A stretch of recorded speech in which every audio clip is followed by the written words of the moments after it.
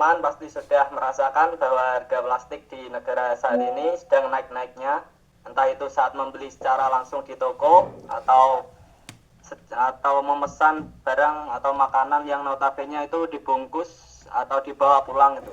Otomatis hal tersebut itu pasti menggunakan plastik yang harganya saat ini sedang naik. Dari diri saya pribadi sudah merasakan dampaknya secara langsung bahwa harga plastik saat ini sedang naik.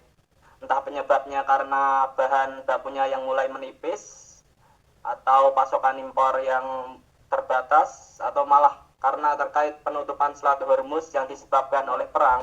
Nah, kita akan bahas alasan dari perihal tersebut. Bang, ini kenapa ya? Harga plastik pada naik banget. Ada apa? Menarik nih. Belakangan ini banyak berita kayak gini nih. Harga plastik naik 60% di Surabaya. UMKM didesak ganti kemasan. Dampak harga plastik. Tarif Kenapa harga plastik naik? Penyebab utama kenaikan harga plastik saat ini adalah gangguan pasokan bahan baku petrokimia. Plastik pada dasarnya diproduksi dari nafta. Konflik meningkat.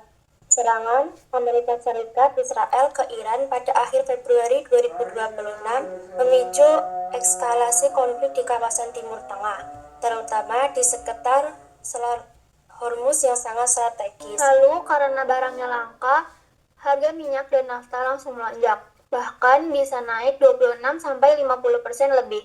Otomatis harga bahan baku plastik di pasar global ikut naik. Kemudian ada pula dampak pada UMKM dan pedagang.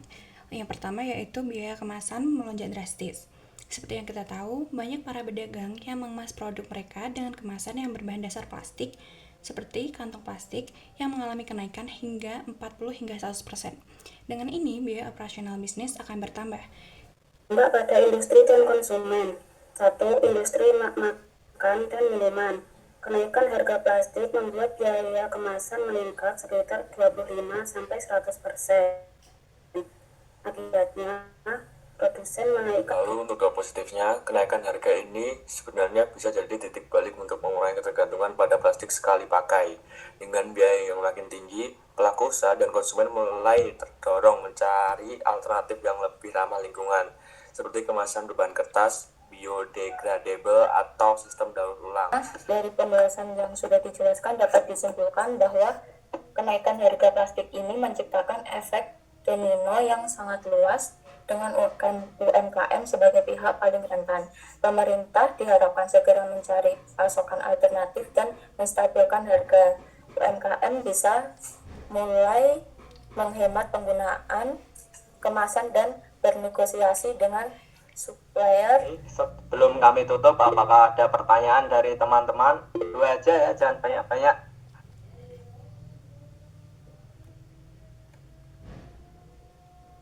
Oke, Mas Robin satu sama Rama nih.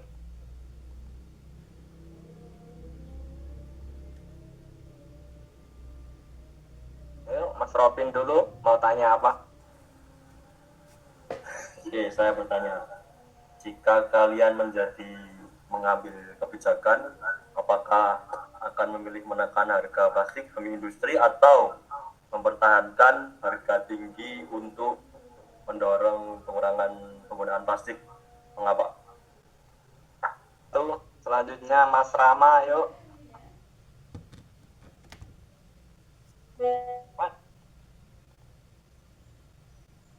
Gak kecat, stop. Baik, izin bertanya, apakah ada solusi alternatif mengenai jalur pengiriman selain Selat Hormuz? Di pertanyaan tadi, kelompok yang sedang presentasi berusaha untuk memformulasikan jawaban. Ya memang apa yang menjadi pertanyaan Robin itu masuk di akal. Kenapa? Karena memang plastik itu kan sampah yang susah diurai. Contohnya banyak sekali paus yang terutama paus endemik Indonesia itu yang meninggal atau mati karena sia-sia tersedak botol aqua, kemudian di perutnya ditemukan banyak sekali sampah plastik. Itu kan sebenarnya juga dampak dari penggunaan sampah plastik. Karena di pantai banyak orang pengunjung yang tidak bertanggung jawab membuang sembarangan tempat minum mereka, botol minum mereka, tempat apapun itu yang berbahan dasar plastik, sehingga mengotori wilayah pantai, terbawa ke arus laut dalam, kemudian di sekitar habitat atau komunitas paus di wilayah Indonesia, mereka yang sebenarnya berniat untuk melakukan respirasi justru kemasukan sampah plastik, dan itu terjadi berulang-ulang sehingga kemudian terjadi gejala fatal, yaitu kematian akibat kotoran yang masuk ke lambung mereka. Minimal dari mahasiswa FEB manajemen yang booming ngampu mata kuliah ini, kalau ada kesadaran 100 mahasiswa saja, itu akan menular dan menjadi energi positif bagi mahasiswa yang lainnya. Dan dimanapun kita berada, tidak usah di CCTV oleh siapapun, tidak perlu karena denda, ya kita marilah buang sampah pada tempatnya. Karena akibat dari kita teledor sembarangan membuang sampah, kalian pergi ke pantai, muaranya itu adalah laut dalam. Dan laut dalam itu adalah tempat habitat atau komunitas yang mereka itu adalah hewan-hewan besar, dan mereka itu hidup juga bergantung pada kondisi ekosistem yang sehat. Jawab pertanyaan dari Mas Robin, yaitu yang pertama, jika saya menjadi pengambil keputusan nih, saya akan memilih jalur tengah aja, menjaga harga plastik tetap terkendali, tetapi tetap memberikan pembatasan agar penggunaan plastik tidak berlebihan.